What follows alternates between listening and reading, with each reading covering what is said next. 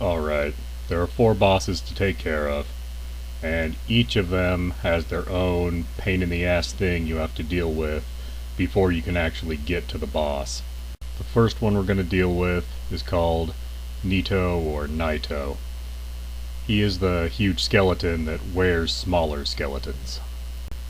We get to him by way of that graveyard from the very beginning. But we don't go straight to him. We have to go through the graveyard, through the catacombs, then to the Tomb of the Giants, and he is waiting at the very end of the tomb.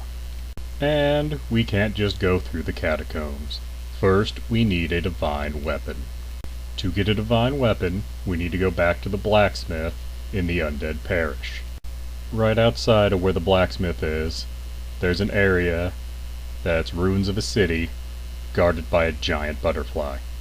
We need to kill the butterfly to get an item to give to the blacksmith that will let us make a divine weapon. Without a divine weapon, the enemies in the catacombs will just keep getting back up. They're impossible to kill unless you have a divine weapon. Now, go to the graveyard. It's short. Just run through it, get to the catacombs. The catacombs is an area that takes you down several floors. The good news about this is there are several places you can intentionally fall to skip basically this entire area. At the end of the catacombs, there's an incredibly weak boss. It has 2 legs, 6 arms, and 3 faces. You can summon a guy named Paladin Leroy if you want, and if you do, he can kill this boss in 3 hits. With this boss dead, you're now done with the pain in the ass work of getting to where you need to go. Now we are in the Tomb of the Giants. As you might guess, there's lots of undead giants in this area. In addition to that, towards the end of this area are several copies of the last boss you fought. They aren't much of a threat, and they can hilariously summon dead babies to fight you. There are 2 NPCs in this area. One is a thief that kicks you off a cliff. If you forgive him, he becomes a merchant. The other is a nun that sells you high-end miracles. She was also kicked off a cliff by the thief, and you have to save her from her former bodyguards. Also, regardless of if you summoned him or not, Paladin Leroy's in this area, and he wants to kill you for no obvious reason. Now it's time to kill the boss, Nito, First of the Dead, or maybe re-kill him. Either way, he apparently got a prize for being first. Once he's dead, you got the first soul you need. 1 down, 3 to go. Next, we're going to take on the corrupt royals, known as the 4 Kings. They are down in that flooded city from the start of the game. You need 2 things before you can go down to that flooded city, however. So, go back to the Undead Parish and see the blacksmith. He has a key for sale you need. The key opens an area very close to the blacksmith that has a giant wolf holding a sword in its mouth that you need to fight. Once you kill it, you have the ring you need for the next boss fight.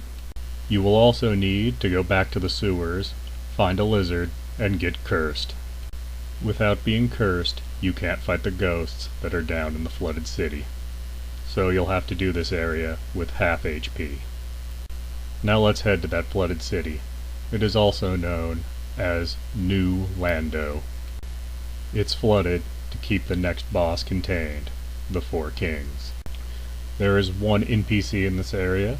He gives you the key to open the floodgates and drain the city. Once drained, you get to see what a city full of drowned dead people look like. Now, you have to enter the abyss in the center of the city in order to fight the 4 Kings.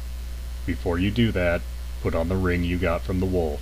Without it, you will die upon entering the abyss.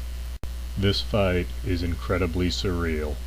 You are surrounded by complete blackness. You can see yourself and nothing else.